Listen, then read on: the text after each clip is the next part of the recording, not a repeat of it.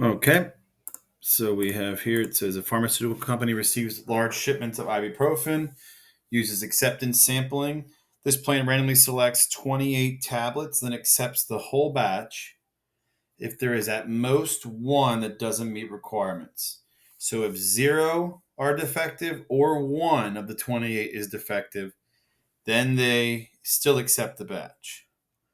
What is the probability the shipment is accepted if a particular shipment of thousands of ibuprofen tablets has a 5% rate of defect? So we're looking for the probability that the number of defects is less than or equal to 1.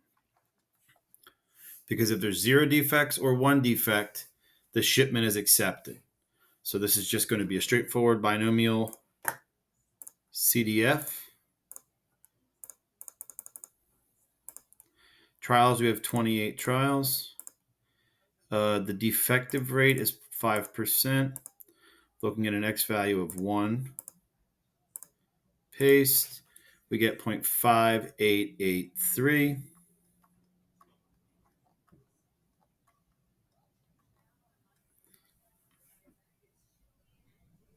Okay.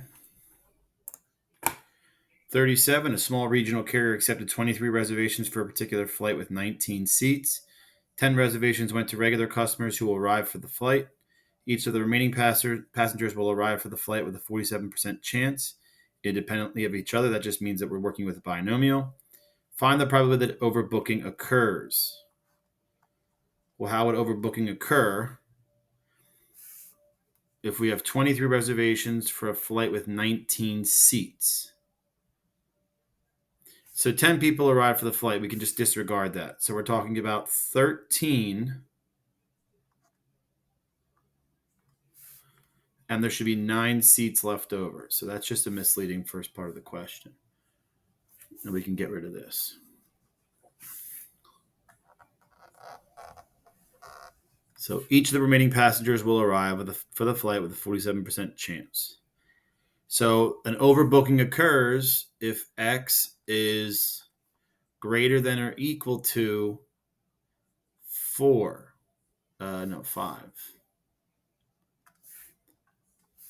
If we have 9 seats available, how would we overbook? Well, if 10 people showed up, 11 people showed up, 12 people showed up, or 13 people showed up. So I'm sorry, X is greater than or equal to 10. So the probability that 10 or more people from this group of 13 show up. If they do, we will be overbooked. We can't find greater than probabilities in the calculator, so we're going to have to do 1 minus the probability that X is less than or equal to 9. The complement. So that's going to be, I can do this all in one step. 1 minus the binomial CDF. We have 13 trials. Success rate is a 0.47, and we're looking for 9 or fewer. So our answer is going to be 0.0287. Find the probability that the flight has an empty seat or empty seats. That would be the probability of 8 or less. If there's 9 seats available, what's the probability of 8 or less people showing up? That's just going to be binomial CDF. We have 13 trials. Now I want to know the probability of 8 or less. So we have 90.8 or 0.9082.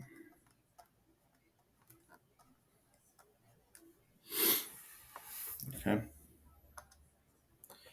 This one here, the histogram represents the weights of 47 female and 97 male cats. So how many cats is that altogether? That's 144 cats. Approximately what percent of the cats weigh less than 2.5 kilograms? Here's 2.5. How many cats are below it? Well, this is halfway between, a little bit less than halfway between 25 and 35. We can call this 30. We'll call this 33. Approximately. That's 63 cats. 63 cats divided by 144 is 0.4375 or 44%. Does it have decimals here? I don't think so. What percentage of cats weighs between 2.5 and 2.75? Here's 2.5. Here's 2.75. This looks to be about 20. 20 divided by 144. Oops. 13.8 or 13.9%. What percentage of them is between 2.75 and 3? 3.5? This is 2.75. This is 3.5. Add up the heights again. This looks to be about 25. This looks to be a little bit more than 10. You could say 11. This looks to be about 15. That's 26. That's 51. 51 divided by 144 cats, 35.4%. Okay. Data collected by the Substance Abuse and Mental Health Services Administration suggests that 69.7% of 18 to 20-year-olds consume alcoholic beverages. Suppose a random sample of 10 is taken. Is the use of the binomial distribution appropriate for calculating the probability that exactly 6 consumed alcoholic beverages?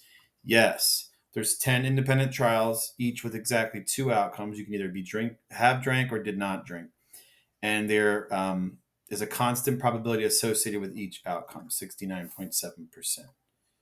They wouldn't ask you to find any probabilities unless it was binomial, because this whole chapter is on the binomial. Calculate the probability that exactly 6 out of the 10 randomly sampled consume alcohol. Well, that's just straightforward binomial PDF. One outcome. 10. Probability is 0.697. X value, I wonder the probability of 6 out of 10. It's 0.2029. What is the probability that exactly 4 out of the 10 have not consumed alcohol? Well, this is the probability that 6 out of 10 did consume alcohol. This is looking for the same thing. If 6 out of 10 consumed alcohol, that means 4 out of 10 did not. So this is the exact same answer. You could say, all right, well, let's do it anyway. Binomial distribution, binomial PDF. Success, what's the chance of them not drinking alcohol? That'll be 0.303. Right? What is it? 69 points. I think that's right. Yep. We want to know the probability of 4. And we get the same thing. Okay. What is the probability that at most 2 out of 5, so we're saying 2 or less, so that's going to be binomial CDF, 5 trials, 0.697, 2 or fewer, that's 0.1671. What is the probability that at least 1 out of 5 have consumed? So that would be a probability of 1 or 2 or 3 or 4 or 5. But this would be the same thing as the 1 minus the probability of no students or 18 to 20-year-olds consuming alcohol. So we'll do 1 minus distribution, 1 outcome, binomial PDF, 5 trials, 0.697, and we want to know probability of 0. This should be 0. So we get 0.9974.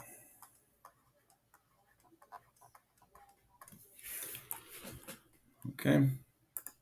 Moving right along. Using the same information, how many people would you expect to have consumed alcoholic beverages? If we sample 50, well, the expected value is the same as the mean, which is just n times p. So if I survey 50 people and I expect 69.7% to have consumed alcohol, of the 50, it'll just be 50 times 69.7%. 34.85, round to 1 decimal place, would be 34.9. What is the standard deviation? This is the square root of n times p times q. It's from the formula sheet. Second square root, we have n, which is 50, times the chance of success, 0.697, times the chance of a failure, 0.303. We get 3.25. Would you be surprised if there were 45 or more people who have consumed alcoholic beverages? This is what we expect. This is the standard deviation. 45 or more would be surprising because that's way more than 2 standard deviations above the mean.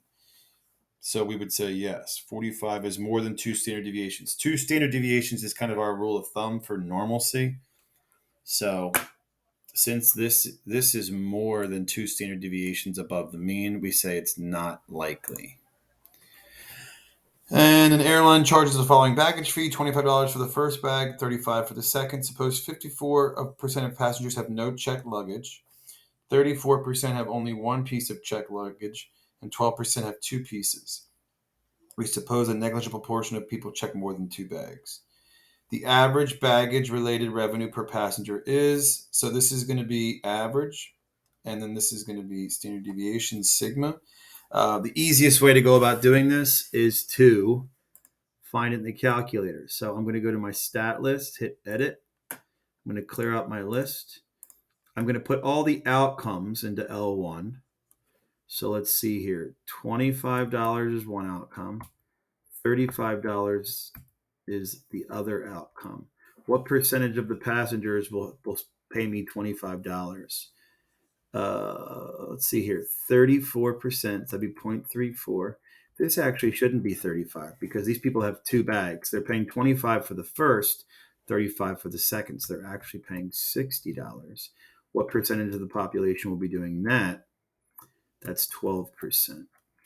So then once I have my information in here, I'm going to go back to stat. I'm going to calculate my statistics on that one variable, which is money from baggage.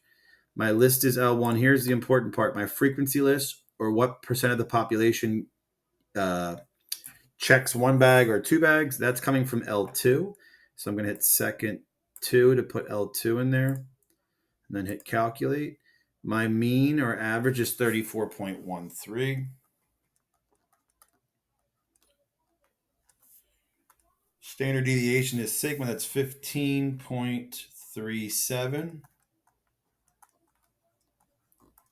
This is about how much revenue should the airline expect for a flight of 120 passengers. This is the average expected revenue per passenger. So you're just going to take the average, 34.13, and times it by 120 passengers. $4,095.60. Nearest dollar. So this would be 4,096.